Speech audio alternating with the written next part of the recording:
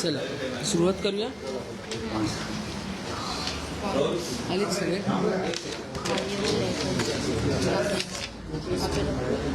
तो 33 तो हे दे. ए सी थोड़ा कमी करा इकडचा.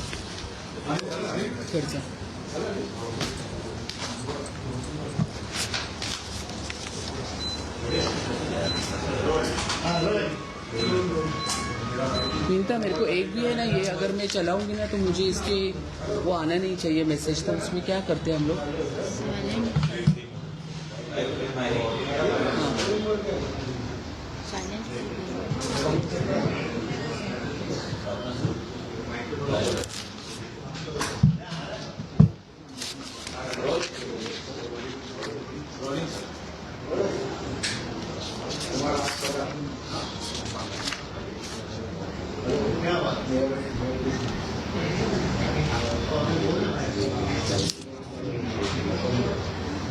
भोगवटा प्रमाणपत्र नाही, हो आश्रय योजना आहे, अभय योजना. ठीक आहे.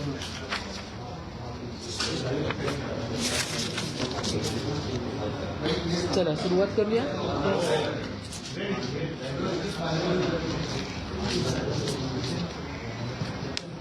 आपण काय बोलतो त्याला विनीता? आवक एंट्री असते ना, इनवर्ड. चला सुरुवात करूया.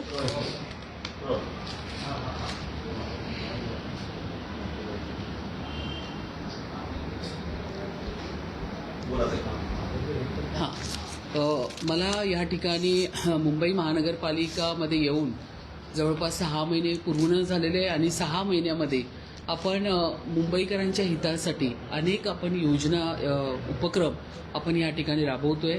जवळपास आपण या ठिकाणी 10 विषय जे मुंबई महानगरपालिकेमध्ये 100 विषय आपण मुंबई महानगरपालिकेच्यासाठी आपण उपक्रम आणले होते. त्यापैकी सर्वात महत्त्वाचा विषय आहे तो झेन नेक्स्ट फेलोशिप. आपली जी तरुण पिढी आहे, जी सुशिक्षित आहे परंतु त्यांच्या हाताला काम नाही आहे, असे आपले जे झेन नेक्स्ट आहे त्यांच्यासाठी आपण फेलोशिप या ठिकाणी सुरू केलेली आहे. तुम्हाला मी सांगते, इतका महत्त्वाकांक्षी असा फेलोशिप कार्यक्रम 2026ला आपण या ठिकाणी राबवतोय आणि त्या पद्धतीच्या आपण अधिकृत जाहिरातीसुद्धा प्रसिद्ध केलेल्या आहे आणि ऑनलाईन अर्ज स्वीकारायला पण सुरुवात केलेली आहे. 19 ऑगस्टपासून याची प्रक्रिया आपण सुरू करणार आहोत. आणि या फेलोशिपच्या अंतर्गत आपण तरुण विद्यार्थ्यांना मुंबईच्या प्रशासकीय यंत्रणेमध्ये आणि धोरणात्मक प्रक्रियेमध्ये थेट काम करण्याची संधी आपण या ठिकाणी घेणार आहोत. तर या ठिकाणी ज्या ठिकाणी अर्ज सुरू करण्याची जी तारीख आहे ती 19 ऑगस्टपासून आपण सुरू करणार आहोत आणि अंतिम तारीख आहे ती 31 ऑगस्ट. अतिशय चांगला उपक्रम मुंबईचे अध्यक्ष आपले अमित साटमजी यांच्या संकल्पनेतून तयार झालेली ही सूचना आम्हाला मिळाली होती आणि त्याच्यावर आम्ही काम करायला सुरुवात केली.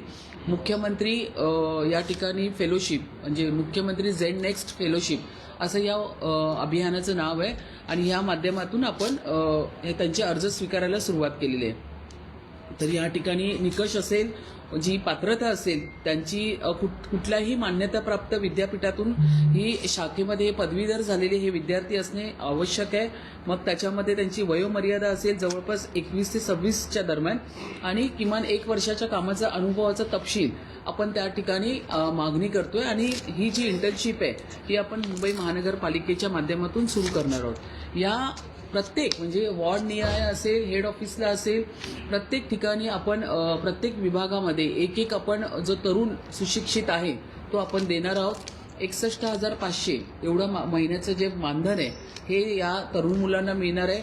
अतिशय चांगला असा उपक्रम आपण मुंबई महानगरपालिकेच्या वतीने मुख्यमंत्री झेन नेक्स्ट फेलोशिप प्रोग्राम आपण राबवतोय आणि म्हणूनच त्याची घोषणा करण्यासाठी आज मी तुम्हाला या ठिकाणी बोलवलंय. हा अतिशय चांगला उपक्रम तुमच्या माध्यमातून संपूर्ण मुंबईकरांना हा पोचला पाहिजे आणि आपल्या मुंबईमध्ये असणाऱ्या सगळ्या तरुण विद्यार्थिनींनी ह्याच्यामध्ये सहभाग घेतला पाहिजे. दुसरा विषय जो आहे आपण या ठिकाणी करतोय तो म्हणजे ज्या इमारतींना विविध तांत्रिक आणि किरकोळ त्रुटीमुळे भोगवटा प्रमाणपत्र म्हणजे मिळालेले नाही आहे, ज्यामुळे मग मुंबई महानगरपालिकेच्या वतीने असेल किंवा कुठल्याही आस्थापनाच्या वतीने ओसी मिळाली नाही, तर त्या इमारतीमध्ये राहणाऱ्या घरांना पाणी मिळत नाही, इलेक्ट्रिसिटी मिळत नाही, कुठल्याच गोष्टी त्यांना अप्लाय करता येत नाही. तर आपण या ठिकाणी त्यांना आश्रय देण्याचं काम इथे आपण करतोय. तर 17 नोव्हेंबर 2016च्या धोरणानुसार विना भोगवाटा प्रमाणपत्र ओसी असलेल्या इमारतींना भोगवाटा प्रमाणपत्र देण्यासाठी अभय योजना आपण या ठिकाणी मुंबई महानगरपालिकेच्या कॉर्पोरेशनमध्ये पास केली आहे. अतिशय चांगली योजना. ह्याच्यामध्ये आदरणीय पालकमंत्री आशिषजी शेलार असतील, आदरणीय माजी खासदार गोपाळ शेट्टीजी असतील, यांनी अथक प्रयत्न ह्याच्यामध्ये करून आपल्या मुंबईकरांना ही योजना आपण आणलेली आहे. जवळपास 25 लाख घरांना याचा फायदा मिळणार आहे. त्यांना पाण्यासाठी, इलेक्ट्रिसिटीसाठी, सगळ्या गोष्टीसाठी ह्याच्यामध्ये त्यांना मिळणार आहे. अभय योजनेमध्ये त्यांना अप्लाय करता येणार आहे. बऱ्याच ठिकाणी मुंबईमध्ये विकासकांनी बिल्डिंग्स बांधलेल्या आहेत, परंतु बिल्डिंग बांधल्यानंतर काही ह्याच्यामुळे ते निघून जातात, लोकांना घरं विकतात, पण नंतर लक्षात येतं की त्याला ओसीच नाही आहे. तर ह्या योजनेच्या माध्यमातून त्यांना खूप मोठा दिलासा या ठिकाणी मिळणार आहे. निवासी इमारतीसाठी असलेली चौरस मीटर क्षेत्रफळाची मर्यादा हटवून मंजूर नकाशा असलेल्या सर्व निवासी इमारतींना भोगवटा प्रमाणपत्र देण्याची, तसेच व्यावसायिक इमारतीमध्ये केवळ शाळा आणि रुग्णालयापुरती मर्यादा न ठेवता सर्व प्रकारच्या व्यावसायिक इमारतींना सुद्धा, म्हणजे खाजगी कार्यालय सुद्धा पण ह्याच्यामध्ये आली, त्यांना आवश्यक वैधानिक ना हरकत प्रमाणपत्र सादर केल्यानंतर भोगवटा प्रमाणपत्र देण्याबाबत सकारात्मक आपण चर्चा करून असा चांगला दिलासा आपण मुंबईकरातल्या घरांना आपण देणार आहोत. तर त्यामुळे मुंबईमध्ये जी काही आपण सरासरी संपूर्ण त्याची माहिती घेतल्यानंतर जवळपास अशी 25-30 लाख घरं आहे ज्यांना अशा पद्धतीने बिना ओसीशिवाय राहावं लागतंय. पाण्यासाठी खूप त्यांना वणवण फिरावं लागतंय. प्रत्येक नेत्यांच्या दरवाजात जा, प्रत्येक समाजसेवकाला भेट, अशा पद्धतीचे बिचारे फिरतात आहे. आणि अशा पद्धतीने मुंबईमध्ये जवळपास 15-20 वर्षापासून अशी लोकं राहतात आहे. उबाटाच्या काळामध्ये 25 वर्षात त्यांनी अशा लोकांसाठी, मराठी माणसांसाठी कधीच हे काम केलं नाही. पण आज मला सांगायला खूप आनंद वाटेल की ही अभय योजना बिना भोगवटा प्रमाणपत्र, भोगवटा म्हणजे ओसी, बिना भोगवटा प्रमाणपत्र अभय योजना देण्याचं काम या ठिकाणी आपण असलेल्या महायुतीमध्ये भारतीय जनता पार्टी आणि शिवसेनेच्या माध्यमातून आपण या ठिकाणी मुंबईकरांना देतोय. तर ह्या गोष्टी मला इथे सांगताना फार आनंद होते. त्याचबरोबर एक 66 क आला होता, त्या अनुषंगाने प्रमाणाच्या बाहेर मुंबईमध्ये आपण बऱ्यापैकी व्हिडिओ बघतोय. काही व्हिडिओमध्ये दिसतंय लहान मूल शाळेत जाताना असेल किंवा एखादी महिला बाजारात जाताना असेल, एक मेजॉरिटी कुत्र्यांचा असा घोळका येतो आणि अटॅक करतो त्याच्यावरती. आणि त्यामुळे बरेच आपण जे तुमच्या मीडियाच्या माध्यमातून असेल किंवा मोबाईलवर असलेल्या एकेका व्हिडिओच्या माध्यमातून आपण हे पाहतो. त्यामुळे ही संख्या खूप वाढत चाललेली आहे. आपल्याला या ठिकाणी प्रत्येक प्राणी प्रेमी त्यांचासुद्धा सन्मान ठेवून या ठिकाणी ह्या पद्धतीचं कुत्र्यांचा वावर जर वाढला असेल आणि त्याच्यामुळे जर अशा पद्धतीने चावा घेऊन जर त्या लोकांना जखमी करण्याचं काम जर कुत्रे अशा पद्धतीत करत असेल, तर रेबीज मुक्त मुंबई हा अभियान मी मुंबई महानगरपालिकेला राबवायला सांगितलेलं आहे. ह्याच्यावरती लसी उपलब्ध करा, त्यांच्यासाठी मुंबई महानगरपालिकेच्या हॉस्पिटलमध्ये विशेष व्यवस्था करा, त्यांच्यावरती मॉनिटरिंग करा त्या रुग्णांवरती, कारण की 5 इंजेक्शन्स द्यावे लागतात आणि त्यानंतर पण रुग्ण हा कशा अवस्थेमध्ये आहे त्या पद्धतीचं मॉनिटरिंग जे आहे ते करण्यासाठी सुद्धा मुंबई महानगरपालिकेला मी या ठिकाणी सांगितलेलं आहे. तर रेबीज मुक्त मुंबई हा अभियान राबवण्यासाठी मी आरोग्य डिपार्टमेंटला अशा पद्धतीचे विषय त्या ठिकाणी दिलेले आहेत. त्याचबरोबर मुंबई महानगरपालिकेमध्ये मग सायन हॉस्पिटल असेल, नायर हॉस्पिटल असेल, KEM हॉस्पिटल असेल, आपण पाहतो की मुंबई शहर हे असं आहे की सगळ्यांना सामावून घेतं.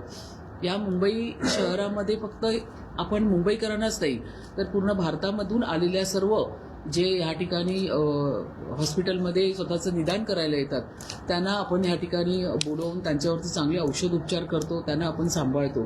परंतु काही वेळा असं बघण्यात आलं आहे, मी स्वतः व्हिजिट करताना, की या हॉस्पिटलमधल्या ज्या कॉरिडॉरमध्ये पूर्ण नातेवाईकाचं कुटुंब त्या ठिकाणी बसलेलं असतं आणि त्यामुळे हॉस्पिटलची जी परिस्थिती, तिकडची व्यवस्था सगळी कोलमडली जाते. तर कंपल्सरी एक रुग्ण आणि एक नातेवाईक हे मी या ठिकाणी आदेश दिलेले, निर्देश दिलेले आहेत मुंबई महानगरपालिकेला की ह्याच्या पुढे मुंबईतला रुग्ण असू दे किंवा मुंबई बाहेरचा रुग्ण असू दे, पण कंपल्सरी एक रुग्ण एक नातेवाईक अशा पद्धतीने मुंबई महानगरपालिकेच्या हॉस्पिटलमध्ये व्यवस्था करा. हवं तर त्यांना व्हिजिटिंग त्याचं कार्ड असतं ते त्यांना द्या, परंतु अजिबात एका नातेवाईकाच्या वरती अजून दुसरा नातेवाईक तिथे येऊन बसला नाही पाहिजे. अशा पद्धतीचे सुद्धा निर्देश या ठिकाणी मी मुंबई महानगरपालिकेच्या सगळ्या डिपार्टमेंटला दिलेलं आहे. आणि सर्वात महत्त्वाचं म्हणजे आयुष्यमान कार्ड. आयुष्यमान कार्ड हे आपल्या देशाचे पंतप्रधान आदरणीय नरेंद्र मोदीजी यांनी हे कार्ड लोकांच्या आरोग्याच्या सेवेसाठी या ठिकाणी पूर्ण भारतभर उपलब्ध केलेलं आहे. परंतु बऱ्याच ठिकाणी मी माझ्या व्हिजिटमध्ये पण नोटीस केलेलं आहे, बरेच रुग्ण ज्या ठिकाणी मी व्हिजिट करते हॉस्पिटलमध्ये तिथे ते माझ्याशी बोलायला पण येतात की मॅडम ये कार्ड आहे लेकिन हमको लिया नहीं जा रहा है, हे कार्ड असून सुद्धा आम्हाला सुविधा देत नाही आहे. तर ह्याची माहिती घेतल्यावरती मला कळालं की कार्ड जरी हातात असेल तरी पुन्हा त्यांचे आधार कार्ड, त्यांचं पॅन कार्ड अशा पद्धतीचे विविध डॉक्युमेंट्स हे त्या नातेवाईकांकडनं मागितले जातात. आता ह्याच्या पुढे मात्र मी या माझ्या आरोग्य डिपार्टमेंटला मुंबई महानगरपालिका यांना मी त्याच्यावरती निर्देश दिले की ह्याच्या पुढे आयुष्यमान कार्ड जर त्यांच्या हातामध्ये असेल तर इतर कुठलेही डॉक्युमेंट्स त्यांच्याकडनं घेण्याची गरज नाही आहे. कारण आपण आयुष्यमान जेव्हा आपण एखाद्याचं काढतो तर त्याचे ऑल डॉक्युमेंट्स व्हेरीफाय करूनच आपण त्यांना ते आयुष्यमान कार्ड दिलं जातं. त्याशिवाय ते आयुष्यमान कार्ड CSC केंद्रावर म्हणजे आपण जे पोर्टल आहे त्याच्यावरती ते पुढे जाऊच शकत नाही. तर अशी सगळी व्यवस्था आपल्याला आदरणीय पंतप्रधान नरेंद्र मोदी साहेबांनी दिल्यानंतर पुन्हा त्याच्यावरती फेर तपासणी करायची गरज नाहीये. तर आता मी प्रत्येक हॉस्पिटलला त्या पद्धतीचे निर्देश दिले की आयुष्यमान कार्ड असल्यानंतर विविध डॉक्युमेंट्स त्याची पाहायची गरज नाही. या उलट मी त्यांना असं सांगितलंय की ज्यांच्याकडे आयुष्यमान कार्ड आहे त्यांना तर तुम्ही ॲडमिट कराच, पण ज्यांच्याकडे आयुष्यमान नाही आहे कार्ड तर त्याच्यासाठी मुंबई महानगरपालिकेच्या हॉस्पिटलमध्ये CSC म्हणजे कॉमन सर्व्हिस सेंटर ओपन करून त्या ठिकाणी त्यांचे डॉक्युमेंट व्हेरीफाय करा आणि त्या ठिकाणी त्यांना त्यांचं आयुष्यमान कार्ड काढून त्यांना हॉस्पिटलची सुविधा द्या. अशा पद्धतीचे सगळे जे उपाययोजना आहे हे ह्या मी हॉस्पिटलच्या ह्याच्यात करायला सांगितलेले आहे. त्याचबरोबर काल मी जोगेश्वरी ट्रॉमा रुग्णालयामध्ये पाहणी केल्यावरती त्या ठिकाणी कॅथलॅब डॉक्टर्स नाही आहेत, त्याचा पाठपुरावा मी याच्यावर पुढे करणार आहे. मुंबई महानगरपालिकेच्या सगळ्या हॉस्पिटलमध्ये कंत्राटी पद्धतीने या ठिकाणी तांत्रिक जे काही टेक्निशियन्स असतील, नर्स असतील, वॉर्ड बॉय असतील, कर्मचारी असतील, इव्हन डॉक्टरसुद्धा यांना घेण्यात आलेले आहे. बऱ्याच कंपनी गेल्या 10 वर्षापासून या ठिकाणी कार्यरत करतात आहे. तर त्यांच्याकडे गेल्यानंतर मला कळालं त्या कर्मचाऱ्यांना त्यांना बिचाऱ्यांना गेल्या 7-8 महिन्यापासून पगार मिळालेला नाही. आता ह्याच्यावरती विविध संस्था येऊन काम करतात. कधी SI केअर काम करते, कधी DS एंटरप्राइज काम करते. प्रत्येकजण आपला कॉन्ट्रॅक्ट संपल्यानंतर आपलं पेमेंट घेऊन निघून जातात, पण ते पेमेंट पूर्ण घेतात पण त्या कर्मचाऱ्यांचा पगार मात्र देत नाहीये. ह्याच्यावरती ठोस उपाययोजना म्हणून ह्याच्या पुढच्या सगळ्या संयुक्त मीटिंग माझ्या त्या हॉस्पिटलमध्ये होणार. मी अजिबात माझ्या केबिनमध्ये बसून ह्या पूर्ण जे आपल्या ह्याच्यावरती असलेले डेप्युटी अधिकारी असतील, AMC असतील त्यांना मी हॉस्पिटलमध्ये बोलवणार, त्या कर्मचाऱ्यांना पुढ्यात ठेवणार आणि ह्यांचे पगार का तुम्ही दिले गेले नाहीत. ज्या संस्था याच्यावरती काम करत होत्या त्या संस्था तर निघून गेल्यात करोडो रुपयाचं बिल घेऊन, पण ह्या बिचाऱ्या गोरगरीब कर्मचाऱ्यांचे पगार मात्र ह्याच्यामध्ये तुम्ही थकवून का ठेवले.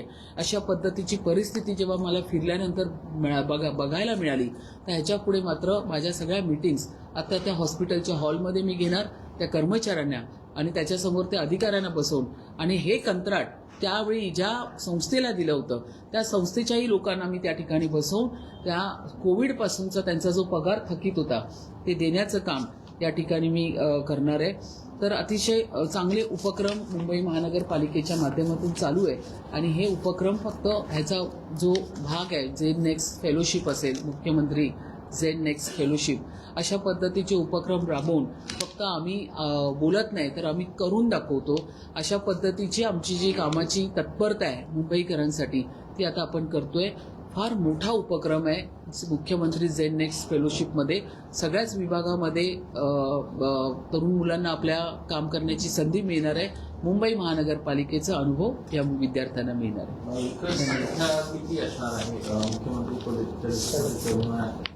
आपण आता सध्या आपण त्यांची ऍप्लिकेशन घेण्याचं आपण सुरू केलेलं आहे. ऍप्लिकेशन आपण घेतोय, पोर्टलवरती नोंदणी करायला आपण सुरुवात केलेली आहे. त्यासाठी आपण लॉगिंग ID सुद्धा तयार करतोय. अर्ज पूर्ण भरून त्याचे आवश्यक कागदपत्रे, फोटो अपलोड करणे, अशा पद्धतीचं आपण संपूर्ण प्रक्रिया सुरू केलेली आहे. त्याच्यानंतर आपण हे एक टप्प्याटप्प्याने आपण जाणार आहोत या सर्व विषयांकडे. आणि सर्वात महत्त्वाचा विषय राहिला तो म्हणजे टाउन बिल्डिंग कमिटी, जो अतिशय माझा महत्त्वाचा विषय, जो मी महापौर झाल्यापासून बोलते. सर्वात महत्त्वाचं सांगायचं म्हणजे टाउन बिल्डिंग कमिटीची ज्यावेळी स्थापना होणार होती त्याच्यापूर्वी जी प्रक्रिया असते की फेरीवाल्यांचे अर्ज घेऊन त्याच्यानंतर जी वोटिंग मतदान झालं त्या पेट्या गेले 3 वर्षापासून अशाच पडून राहिलेल्या होत्या. त्या मी आलेल्याबरोबर त्या ठिकाणी ॲफिडेव्हिट कोर्टामध्ये देऊन त्याचा मी रिझल्ट आणला. त्या पेट्या ओपन केल्या.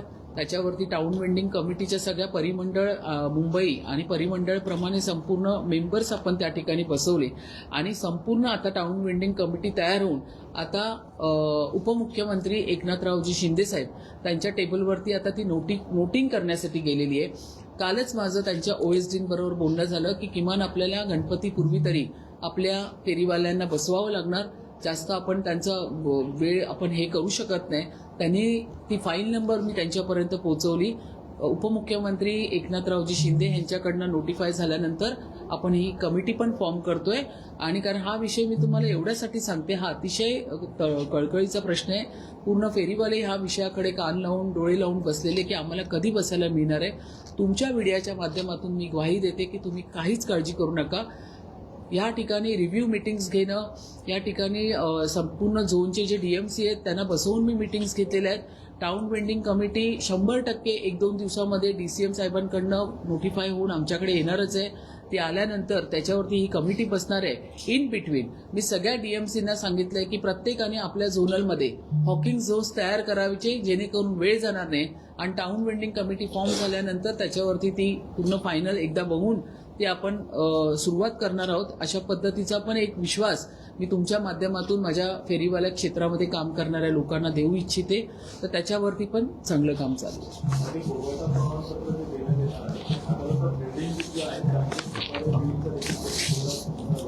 नाही. ह्याच्यामध्ये एक लक्षात घ्या, ज्या धोकादायक बिल्डिंग आहेत, मला हे कळतंय की जी लोक वर्षानुवर्ष आपल्या घरामध्ये राहतात, परंतु ज्यावेळी मुंबई महानगरपालिकेकडनं ऑडिट केल्यावरती आपल्या लक्षात येतं की ही बिल्डिंग धोकादायक आहे. त्यामुळे मुंबई महानगरपालिकेचं ते पहिलं कर्तव्य आहे की आपण त्यांना अलर्ट करतो आणि अशा पद्धतीचं C1 कॅटेगरीचं आपण जी नोटीस आहे ती आपण त्या इमारतीला लावतो. आपल्याला रहिवाशांना समजवायला वेळ लागतो कारण की ते निघायला मागत नाही. परंतु जरी ते निघायला मागत नसतील तरी पण ते आपलं कर्तव्य आहे. कारण जर ती बिल्डिंग धोकादायक असेल तर पर्याय म्हणून आपण त्यांना शाळेची वर्ग देतो, व्यवस्था आपण कुठेतरी करायला लावतो, किंवा तुम्ही लवकरात लवकर ही रिडेव्हलपमध्ये जाऊन ही बिल्डिंग डेव्हलप करा, अशा पद्धतीचे पण निर्देश आपण त्यांना देतो. मुंबई महानगरपालिकेमध्ये ह्याचं पण प्रमाण जास्तच आहे. आणि हा जो उद्घाटन प्रमाणपत्र आश्रय योजना आहे ह्याच्यामध्ये आता सरासरी जवळपास 25 ते 30 लाख घरं आहेत जी बिना OC शिवाय अशा पद्धतीने राहतात आहे. तर त्यांना हा फार मोठा दिलासा आहे.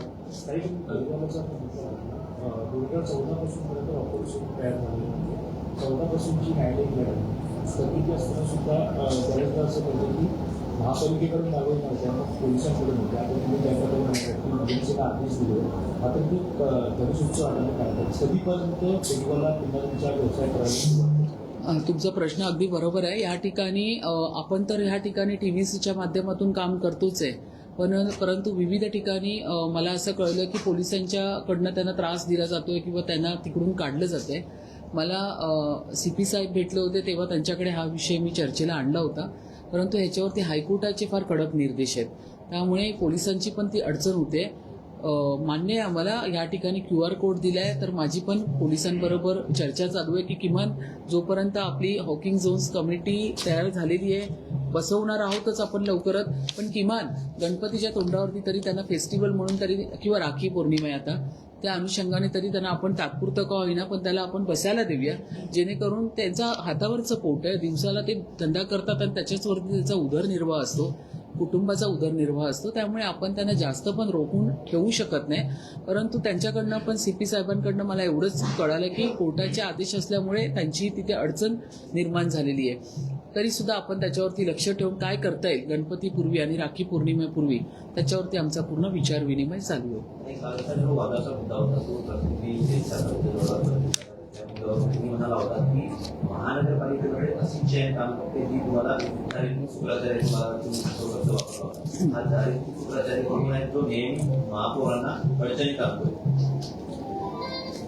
मी गेल्या 6 महिन्यापासून फक्त प्रामाणिकपणे काम करते.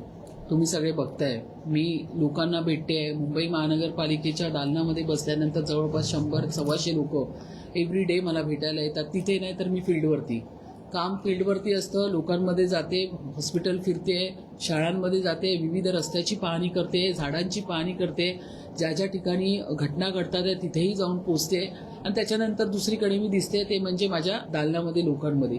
त्यामुळे त्याच्या ह्या चौकटीच्या बाहेर जाऊन तर मी कुठे दुसऱ्या गोष्टीकडे माझं लक्ष नाही आहे किंवा मी पाहत नाही आहे. त्यामुळे माझ्या पाठीवरती कोण अशा पद्धतीचं काम करतंय याचं मला खरोखर आता शोध घ्यावाच लागेल. पण असे म्हणूनच मी तो शब्द वापरला की या पद्धतीने झारीचे शुक्राचार्य जे आपल्याला दिसत नाहीये, जे आपले वाटतात पण ते आपले राहून अशा पद्धतीने त्रास देण्याचा प्रयत्न करत असतात, तर ह्यांना आता शोधण्याची आता फार गरज आहे आणि ते शोधायला मी सुरुवात केलेली आहे. तर त्यांना त्यांचं काम करू दे. एक लक्षात घ्या, या ठिकाणी 4.5 वर्षानंतर भारतीय जनता पक्षाचा महापौर बसलेला आहे. 40 वर्षानंतर 4.5 वर्षानंतर इलेक्शन लागलेले आहेत. काही लोकांच्या खूप पोटामध्ये दुखतंय. 25 वर्ष त्यांची सत्ता होती, आज अचानक त्यांच्या मांडीखालचा पाठ निघालेला आहे. अशामुळे ते पॅनिक झालेले आहेत. त्यांच्या महानगरपालिकेचे तर नेते असतील, आता मी खिचडी खाऊ आपली किशोरीताई, जिला मी आता आजपासून खिचडी खाऊ हा शब्द ठेवलेला आहे, कारण तिने कोविड काळामध्ये किती मोठा भ्रष्टाचार केला खिचडीमध्ये. स्वतःच्या मुलाच्या नावावरती पण त्यांनी कंपन्या उभ्या केल्या आणि खिचडी खाऊ किशोरीताईंनी आपण बोलतो की प्रेताच्या टाळूवरचं लोणी खाणं इतका घाणेरडा प्रकार ह्या लोकांनी केलेला आहे. ज्यावेळी कोविडमध्ये दिवसाला संख्या येत होती, 100 लोक गेली, 150 लोक गेली, पीपीपी किटमध्ये पण त्यांनी घोटाळा केलेला आहे. अशा सगळ्या घाणेरड्या थराला जाऊन या उबाटाच्या सगळ्या त्या ठिकाणी सत्तेमध्ये असलेल्या लोकांनी घोटाळे केलेले आहेत. जेव्हा ईडी लागली तेव्हा धावत धावत मुख्यमंत्र्यांकडे गेल्यात आणि वाचवा वाचवा, काका मला वाचवा, तसं मुख्यमंत्री मला वाचवा, अशा पद्धतीची धावत पळत त्या मुख्यमंत्र्यांच्या पायाशी गेल्यात आणि स्वतःला वाचवून घेतलं. ईशान्य मुंबईचे खासदार किरीटभाई सोमय्या त्यांना अक्षरशः नाकीनं वाढलं होतं. सगळे कागदपत्र किरीट सोमय्यांच्या कामाचे एक तुम्हाला सांगते, ते एक बिना कागदपत्र प्रॉपर अभ्यास करून ते मीडियासमोर बसतात आणि त्यांचा अभ्यास किती चोख असतो हे मी तुम्हाला कोणाला सांगायची गरज नाही. अशा पद्धतीचे पेपर घेऊन किरीट सोमय्या बसले होते. अख्ख्या कुटुंबाला बिझनेसमध्ये या खिचडी खाऊ किशोरीताईंनी उतरवलं होतं. नवरा पण उतरवलं होता, मुलाला पण उतरवलं होतं. अरे लाज वाटली पाहिजे होती. कोविडच्या काळामध्ये लोक मरत होती आणि त्यांना त्यावेळी लोकांच्या हाताला काम नव्हतं. जे दिवसा काम करून हाताच्या बोटावरती काम करणारी लोक होतात त्यांची हातातली कामं निघून गेली होती. म्हणून आपण ही व्यवस्था सुरू केली होती की त्यांना 2 टाइम जेवण मिळणार. त्याच्यामध्ये पण तुम्ही भ्रष्टाचार करता आणि तुम्ही नीतिमत्तेच्या गोष्टी शिकवता महापौरांना की महापौरांनी हे केलं. काय काय शोधायला येणार महापौरांचं? महापौरांनी कुठे राहतात आहे, काय केलंय, या ना शोधायला. मी तर त्यांना ज्यावेळी मी महापौर बंगल्यामध्ये राहायला आली, सर्वात पहिला फोन किशोरीताईंना जाऊन विचारा कुणी केला होता. सर्वात पहिला फोन मी किशोरीताईंना केला होता की मी मेयर बंगल्यात आली आहे, तुम्ही या नक्की भेटायला, मला जेवायला या. पहिला फोन माझा किशोरीताईंना होता. कारण ज्याला कर नाही त्याला डर कशाला आहे. या ठिकाणी अतिशय पारदर्शी आमचे नेते आदरणीय देवेंद्र फडणवीस साहेब यांच्या मार्गदर्शनाखाली आम्ही काम करतो. ते ज्या पद्धतीत महाराष्ट्र चालवतात आहे तीच शिकवण त्यांनी आम्हाला दिलेली आहे. मुंबई महानगरपालिकेमध्ये अतिशय विश्वासाने त्यांनी मला या ठिकाणी बसवलेली आहे. माझी पार्श्वभूमी अख्ख्या पक्षाला माहिती आहे की गेल्या 25 वर्षांमध्ये मी कधीच अशी चुकीची कामं केलेली नाहीये. 8,500 लोकांना मी चेकअप करण्याचं काम मी कोविडमध्ये केलेलं आहे. लोक आपल्या शेजारी आपल्या घरच्यांच्या पण बाजूला बसायला घाबरत होती. मी दिवसाला 200 लोकांमध्ये उभी होती आणि त्या ठिकाणी चेकअप करत होती. आणि ही खिचडी खाऊ किशोरीताई लोकांच्या प्रेताच्या टाळूवरचं लोणी खात होती, खिचडी खात होती.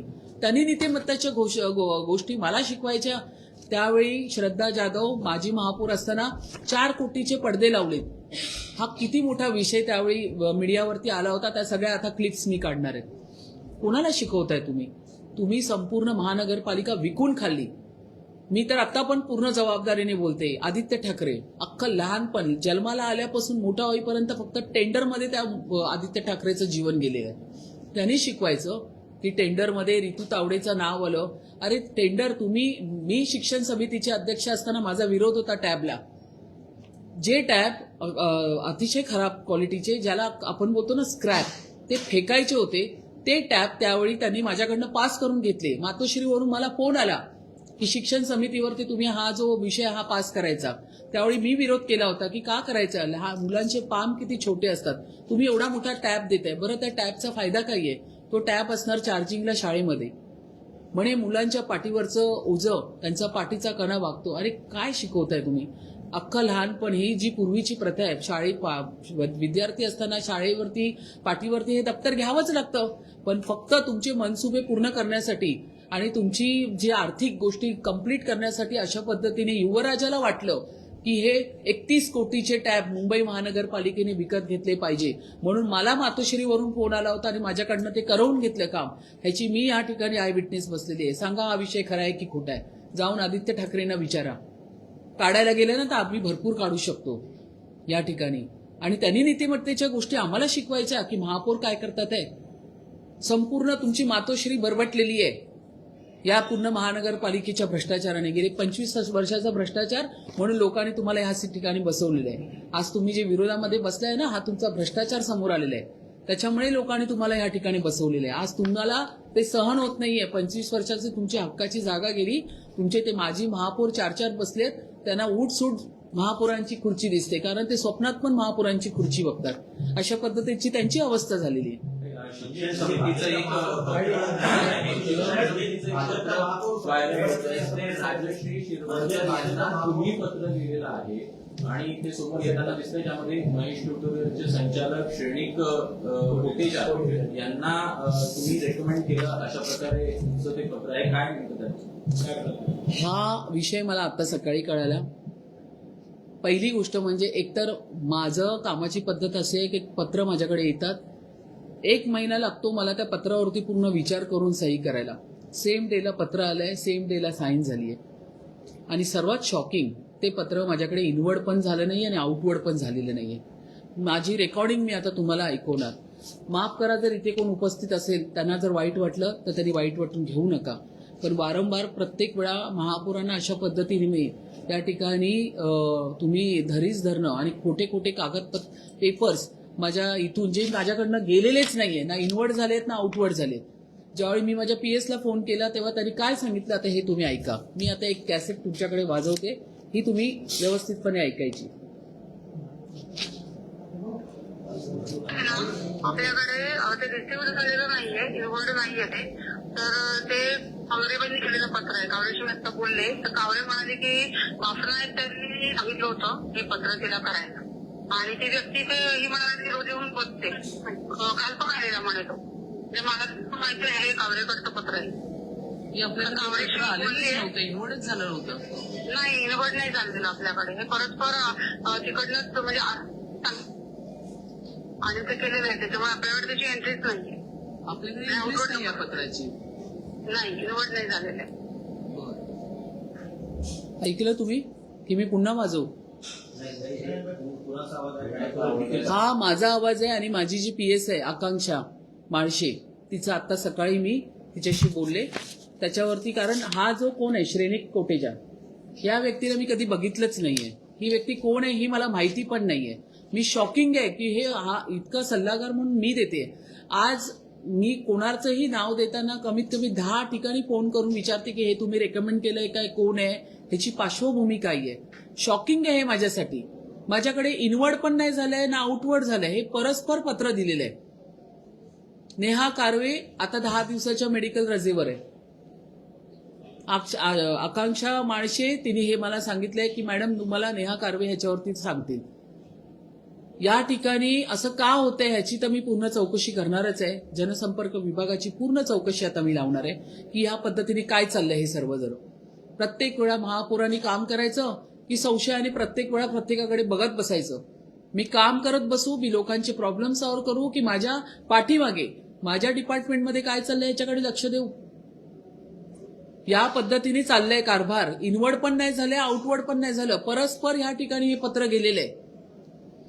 ही माझ्यासाठी किती शॉकिंग गोष्ट आहे. पण सही नाहीये असं सही ही या ठिकाणी जर ती सही आहे ना, माझ्याकडे एकतर इन्व्हर्ट नाही झालंय.